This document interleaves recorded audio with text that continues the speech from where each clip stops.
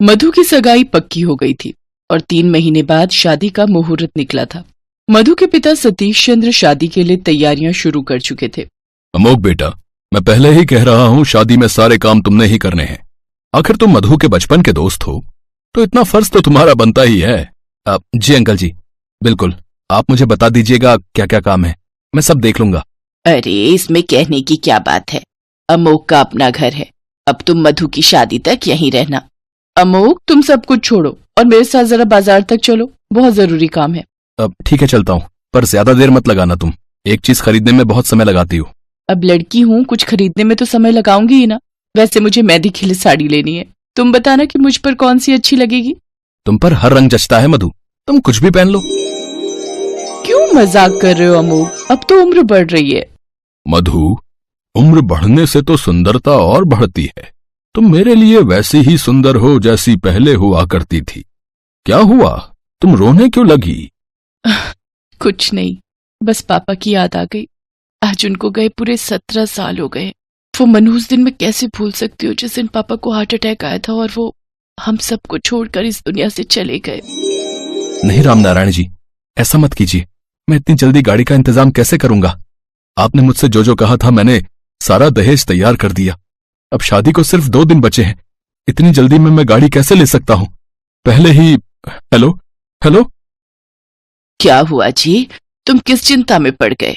किसका फोन था? धीरे बोलो शारदा, मधु सुन लेगी। लड़के वालों का फोन है, वो बोल रहे हैं कि हम नई गाड़ी देंगे तभी वो इस घर से डोली लेकर जाएंगे, नहीं तो वो ये शादी तोड़ देंगे। देखता हूं, कोई इंतजाम तो करना ही होगा। ये तो गलत बात है, उन्होंने एंड मौके पर इतनी बड़ी डिमांड रख दी, कैसे करोगे तुम ये सब? चिंता मत करो शारदा, मैं कुछ देखता हूं।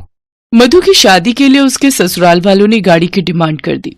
इसी चिंता को लेकर उसके पिता इधर उधर उधार मांगने गए, पर शादी के दिन तक गाड़ी का इंतजाम नहीं हो पाया। और ऐसा मत कहो रामनारायण जी, मेरी बेटी की डोली अगर आज नहीं उठी तो मैं कहीं मुंह दिखाने के काबिल नहीं रहूंगा।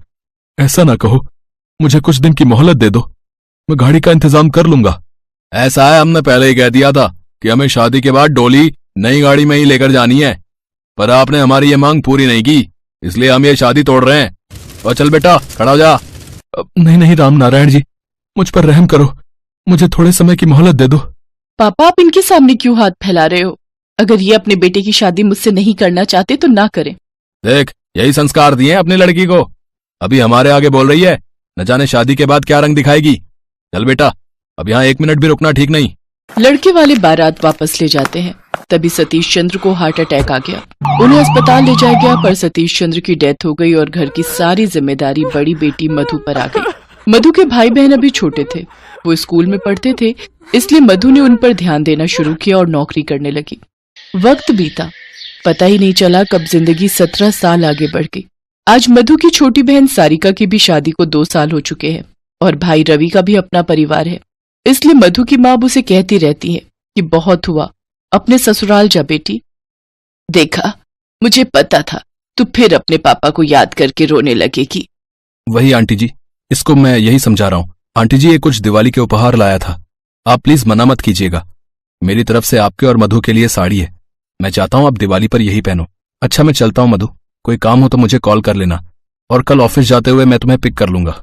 अमोक चला जाता है, तभी मधु की माँ उससे बोली, मधु तू जानती है ना अमोक तुझे कितना प्यार करता है, वो आज तक सिर्फ तेरी हाँ का इंतजार कर रहा है। देख वो हमारा कितना ख्याल रखता है, देर मत कर बेटी, पहले ही बहुत देर हो चुकी है। मधु सोच में पड़ जाती है। उसकी माँ दोनों भाई बहनों से ये बात करती है और दोनों भाई बहन मधु को समझाते हैं। दीदी, आपने हमारे लिए बहुत कुछ किया है, अब हम आपके लिए कुछ करना चाहते हैं, हम आपकी धूमधाम से शादी करवाएंगे। हाँ दीदी, अब आप मना मत करना, अब आपको भी अपनी खुशियां बटोरने का हक है। अपनी नई जिंदगी अमोक जीजू के साथ शुरू करो।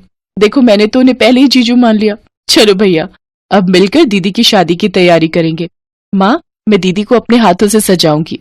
आप लोगों को लगता है कि अमोक अब मुझसे शादी करेगा? तभी अमोक आ जाता है। क्यों नहीं करूंगा मधु, मेरे लिए तुम क्या हो ये मुझे बताने की जरूरत नहीं, ये तो तुम्हारा दिल जानता है। मुझसे शादी करोगी मधु?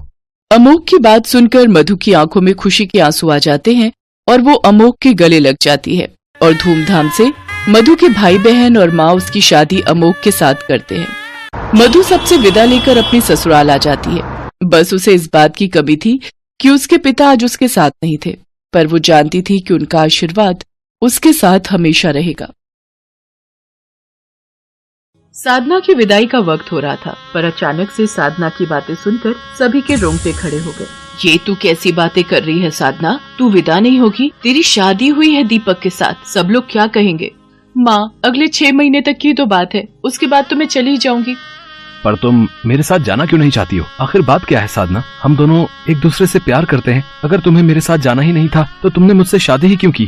दीपक बेटा, हो सकता है शादी के बाद ससुराल के नाम से घबरा रही हो। कुछ दिन मायके में रहने देते हैं, थोड़ा मन ठीक हो जाएगा तो हम आकर ले जाएंगे। साधना बहू, जब तुम्हारा मन करे तुम मुझे बोल देना, मैं दीपक को तुम्हें लेने भेज दूंगी। दीपक अपने माता पिता के साथ घर वापस लौट आता है। सुशीला, तुमने आखिर बहू को समझाया क्यों नहीं? बस तुम तो आते से ही शुरू हो गए। अब मुझे एक बात बताओ, ये शादी दीपक ने अपनी मर्जी से की है। अब मैंने लड़की में घुसकर तो नहीं देखा था ना कि उसके मन में क्या चल रहा है। राम जाने वो किसी और को चाहती हो और जबरदस्ती उसने दीपक के साथ शादी कर ली हो। माँ, ऐसा नहीं है। साधना ऐसी लड़की नहीं है। वो मुझे बहुत प्यार करती है, पर इस वक्त वो ऐसा क्यों कर रही है, इस बात को तो मैं भी नहीं समझ पा रहा हूँ। और तू कभी समझ भी नहीं पाएगा, क्योंकि उस गरीब भिखारिन लड़की को मैं अपने घर की बहू कभी बनने ही नहीं दूंगी। अब देखना, मैं तेरी शादी अपनी करोड़पति दोस्त वसुंधरा की बेटी जिया से करवाऊंगी। अच्छा हुआ जब साधना कमरे में अकेली थी, उस वक्त सही मौका देखकर मैंने साधना को ससुराल न आने की बात कह दी। साधना बहू, मुझे तुमसे एक बहुत जरूरी बात कहनी है। मैं यही सोच रही थी कि किस तरह मैं तुमसे ये बात कहूँ। बहुत हिम्मत जुटाकर मैं तुम्हारे पास आई हूँ। अगर मैंने तुमसे ये बात अभी नहीं कही तो जिंदगी भर पछताना पड़ेगा। क्या हुआ माँ जी, आप बहुत परेशान दिखाई दे रहे हो? साधना बहू, हमारे पुरोहित जी का कल फोन आया था। उन्होंने मुझसे कहा कि तुम्हारी और दीपक की राशि में एक ग्रह दोष चल रहा है, इसलिए शादी के बाद अगर 6 महीने से पहले तुम ससुराल आ जाती हो तो दीपक की जान को खतरा है। अब इसलिए मैं तुमसे विनती करती हूँ कि अभी तुम ससुराल मत आना। मैं जानती हूँ ये बात जो मैं कह रही हूँ उसे पूरा करना तुम्हारे लिए बहुत मुश्किल है। साधना, दीपक हमारा इकलौता बेटा है, उसे कुछ हो गया तो हम जिंदा नहीं रह पाएंगे। मैं ये बात तुमसे अकेले में इसलिए कह रही हूँ क्योंकि मैं जानती हूँ दीपक इन सब बातों पर विश्वास नहीं करेगा, इसलिए ये बात तुम्हें सबसे छुपानी होगी और कोई बहाना करके ससुराल जाने से मना करना होगा। नहीं नहीं माँ जी, मेरे पैर मत पकड़िए, मुझे पाप लगेगा। मैं वादा करती हूँ मैं 6 महीने से पहले ससुराल नहीं आऊंगी। मैं दीपक को मना कर दूंगी। और फिर मेरा तीर सही निशाने पर लग गया। अब मैं दीपक को उस लड़की के लिए इतना भड़का दूंगी कि वो खुद उसे छोड़ने के लिए मजबूर हो जाएगा। ये सारा खेल दीपक की माँ सुशीला ने रचाया था। वो दहेज की लालची औरत थी, इसलिए वो साधना को अपनी बहू के रूप में स्वीकार नहीं करना चाहती थी। बेचारी साधना भोलेपन में आकर इन सब बातों को नहीं समझ पाई और वो लगातार दीपक से इस बात को छुपा रही थी। दीपक साधना को फोन करता था तो वो उसका फोन काट देती थी या फिर काम का बहाना करके फोन रख देती थी। दीपक साधना से मिलने जाता है। आप दोनों बैठकर बात करो, मैं चाय बनाकर लाती हूँ। साधना, आखिर तुम्हें हुआ क्या है? हम दोनों तो एक दूसरे को बहुत प्यार करते हैं। ये हमारी लव मैरिज है। हम दोनों ने एक दूसरे की इच्छा जानकर ही इस शादी के लिए हाँ की थी। शादी के बाद तुमने अचानक साथ चलने से मना कर दिया। मैं तुम्हें फोन करता हूँ, तुम मेरा फोन काट देती हो या फिर कोई काम करने का बहाना कर देती हो। आखिर तुम मुझसे दूर क्यों जा रही हो? अगर तुम्हारे मन में कोई और था तो तुम मुझे शादी के लिए मना कर देती, मैं चुपचाप पीछे हट जाता। दीपक, मैं अभी इस बारे में आपको कुछ नहीं बता सकती। ठीक है साधना, तो मैं 6 महीने बीतने का इंतजार करूंगा और उसके बाद मैं तुम्हें लेने आऊंगा। दीपक वापस चला जाता है। साधना की आंखें आंसुओं से भरी हुई थी, पर वो उन्हें छुपा लेती है। धीरे धीरे दिन बीतने लगते हैं। 6 महीने पूरे होने में थोड़ा ही वक्त बचा था। दीपक इस बात को लेकर बहुत खुश था। माँ, 6 महीना बीतने में बस 1 हफ्ता बाकी रह गया है। मैं सोच रहा था हम साधना और उसके परिवार वालों से बात कर लेते हैं, फिर हम अगले हफ्ते उसे ले आएंगे। अब मुझे इस खेल में आखिरी चाल चलनी होगी। मुझे पता है ये खेल मुझे कैसे जीतना है। मम्मी जी, आपने मुझे यहाँ रेस्टोरेंट में क्यों बुलाया? देखो बेटी, मेरी पुरोहित जी से बात हुई है। उन्होंने कहा है कि ग्रह दशा अभी 3 महीने और रहेगी, इसलिए तुम्हें 3 महीने का सब्र और करना होगा। मैं सचमुच बहुत शर्मिंदा हूँ, पर क्या करूँ? दीपक अगर मेरा बेटा है तो तुम्हारा सुहाग भी है। तुम उसके लिए जो ये त्याग कर रही हो, सचमुच मैं तुम्हारा जितना भी एहसान चुकाऊं वो कम होगा। माँ जी, आप चिंता मत कीजिए, मैं 3 महीने का सब्र और कर लूंगी और फिर मुझे तो सारी जिंदगी दीपक के साथ रहना है, तो फिर 3 महीने की तो बात है।